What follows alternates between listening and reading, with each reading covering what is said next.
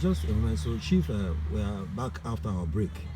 Before our break, you were talking about the airport, Anambra State International Cargo and Passenger Airport at UMUERI here. You were saying it is such a good thing, for several reasons. But we want to know, as somebody who was involved in this airport project, right from the word go, can you tell us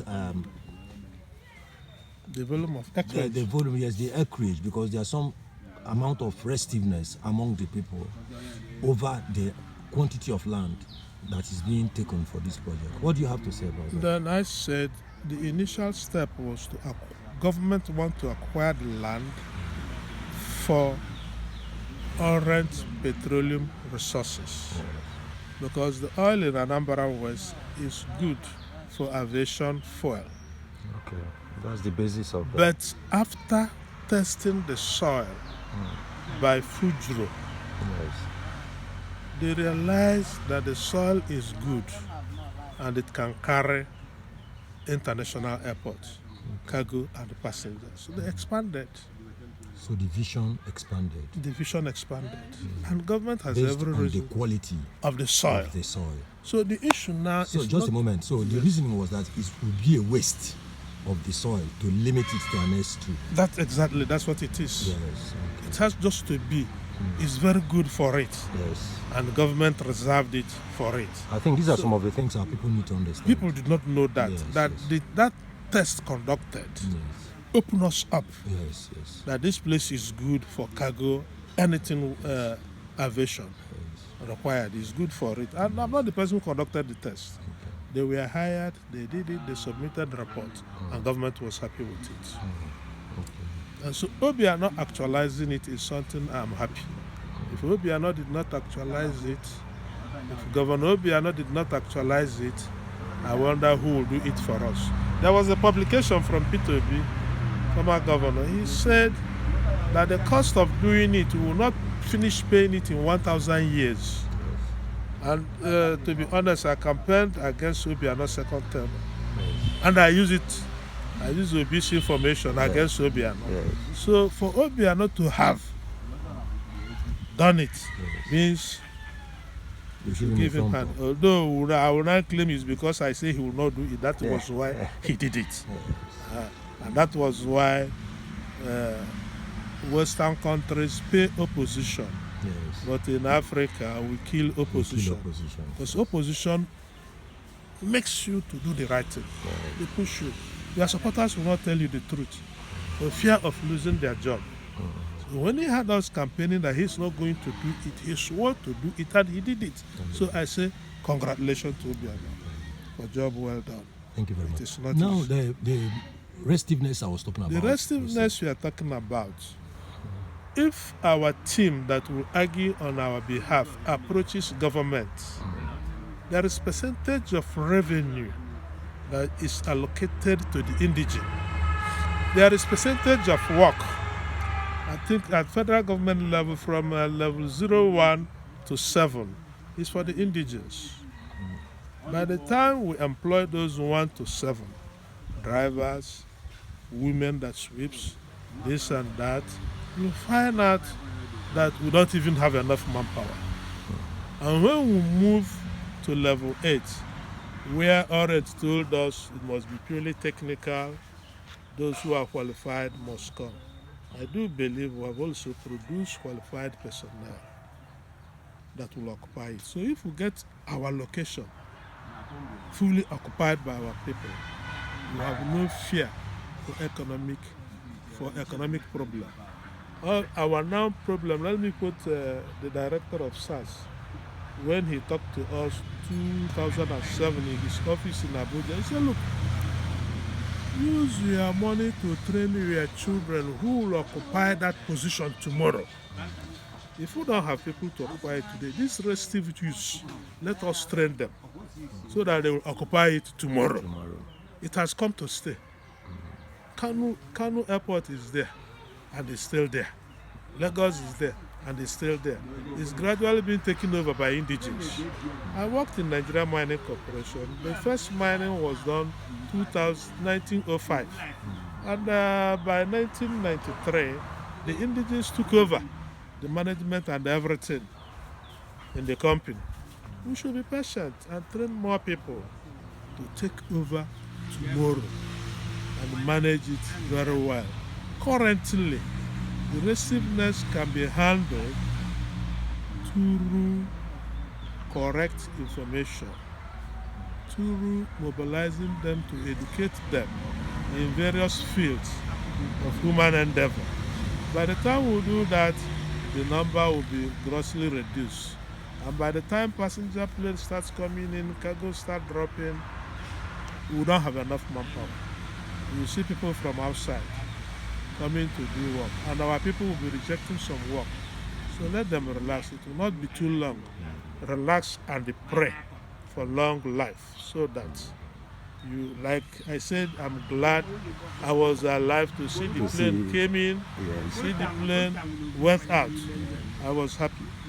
Let them also be prayerful to be there when employment will start, and when we will start complaining that we don't have people to occupy the places. Amen. And we cannot manufacture people, so employ from outside.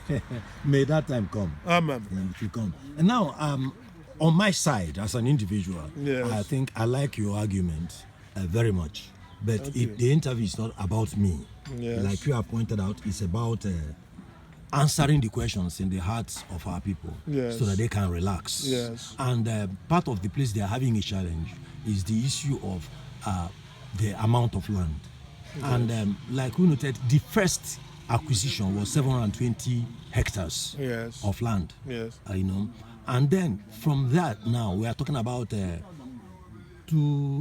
about 2,100 or so, about 2,070 hectares. From 720 to 2,100, if I remember right. And the people feel that that jump is too much. I told you. Why would they need so much land? I said, yes, and I stand by it. It is better. Number one, the areas acquired, when they put it to use, the ones they will not use automatically returns back to the indigenous. You argued in case it enters the hands of land speculators or the wolf in sheep's cloth in the government manipulated them to and sell it. I said we'll go to court. The other side of the argument, once they use where they want to use, we are free to farm in the other place. Though not all crops we can farm there. So I do not see fear. And like I said earlier in the previous argument, I said I joined government in acquiring land in about 5 places throughout Federation. But once they use what they want, the rest returns to the owners. There's no need of carrying placard. There's no need of crying over it. They will definitely return it. They cannot carry it to another place. It is there, it is there. Remember, I said the result of the test encouraged government to move into this business. Such a result was not found in Oba. It's not that we have people. Such result was not found in other areas. And take note to, we will have our brothers and sisters outside the UMUERI envying us. You never know who is telling you the truth. Some of even the workers at the airport join in insinuating our people that the land is so much. Government has never taken up such land in any part of the world. Far. The whole land still belongs to government. Even before the arrival of white man, from coast to desert belongs to community government then. That is why we said the oldest man in the community is in charge of farm's land. He allocates it to you if you feel you do the right work. So it's still collective property. Our restive youth should pray for long life to see it mature. They will enjoy it. Take, for instance, Nigerian government. Dr. ANAMBRA did not enjoy as much as incumbent president is enjoying. Yes. And, well, some people say abusing. Yes. I don't know whether it's abusing or enjoying. Yes. But if you compare and contrast, those who fought for it did not enjoy it. Yes. Let them relax. They will enjoy it. Thank you very much, Chief. I think we can let you go now. I don't know, with the things you have said, whether there is a need to ask for a more specific message for the people of UMUERI, for the youths. Would you want to round or summarize the message? My message is simple. Patience. Education does not necessarily mean going back to classroom. What we are now doing, we are educating one another. Yes. When they put education and patience together, this is what we need from our youth. Acquisition of skill and other things are part of education. Let our youth, finally, to be prayerful. This is when you are alive that you will enjoy what entered the community. And you will realize that the founding fathers were honest and they did it for you. So my message, one, being patient. Two, being educated so as to be absorbed in any area.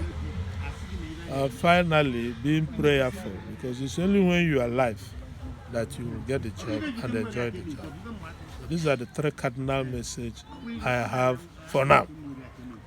Thank you very much, Chief Augustine Mgbogu, for your elucidation, your explanations of these. I will have to admit they are knotty issues. Yes. They have been causing a lot of distress among the people. And I will say for myself, I think your discourse has been quite enlightening. And I hope that when the people of UMUERI, especially youths, will have the opportunity of accessing your information, I think it will go a long way towards moving them in the right direction. We hope so. Yes. Well, by the way, before we go, what word will you have for government as they proceed to actualize this? Because, the way they disseminate the information also, can contribute. What word do you have for government? The government of Anambra State, as I said earlier, Governor Obiano tried. He has been very patient with us. We've been abusing him using social media. This is, I think, the Christian Bible said, my children die for lack of knowledge. We do not know. That was why we are abusing the person who helped us. And I ask government to keep doing the right thing. Whoever enters that place, let him remember that his duty, first and foremost, is to protect and take good care of his citizens.